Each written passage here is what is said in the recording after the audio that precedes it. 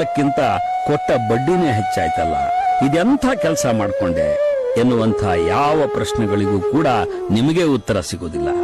ಈ ಚಕ್ರ ಸುಳಿಗೆ ಸಿಕ್ಕವರಿಗೆ ಪರಿಹಾರವೂ ಇರೋದಿಲ್ಲ. ಅನೇಕ ಸಲ ನಮ್ಮ ವ್ಯಸನಗಳಿಂದಾಗಿ ಸಾಲದ ಚಕ್ರ ಸುಳಿಗೆ ಸಿಲುಕ್ತೀವಿ. ನಿಮ್ಗೆ ಗೊತ್ತಿರ್ಲಿ, ಯೋಗ್ಯತೆ ಮತ್ತು ತಾಕತ್ತು ಮೀರಿ ಮನೆ ಕಟ್ಟೋಕೆ ಹೊರಟು ಬಿಡೋದು ಕೂಡ ಒಂದು ವ್ಯಸನವೇ. ಅಂಥದ್ದೇ ಇನ್ನೊಂದು ವ್ಯಸನವೆಂದರೆ ವಾಸ್ತು. ಯಾವ ಮನುಷ್ಯ ತನ್ನ ವಸ್ತುವಿನ ಬಗ್ಗೆ ವಿಶ್ವಾಸ ಕಳ್ಕೋತಾನೋ ಅವನು ವಾಸ್ತು ಜ್ಯೋತಿಷ್ಯದಂತಹ ತಿರುಗಣಿಗಳಿಗೆ ಸಿಲುಕ್ತಾನೆ. ನಿಮಗೆ ಭಗವಂತನಲ್ಲಿ ವಿಶ್ವಾಸ ಇದೆಯಾ? ಒಳ್ಳೆ ಮನಸ್ಸಿನಿಂದ ಮನೆ ಕಟ್ಟಿ.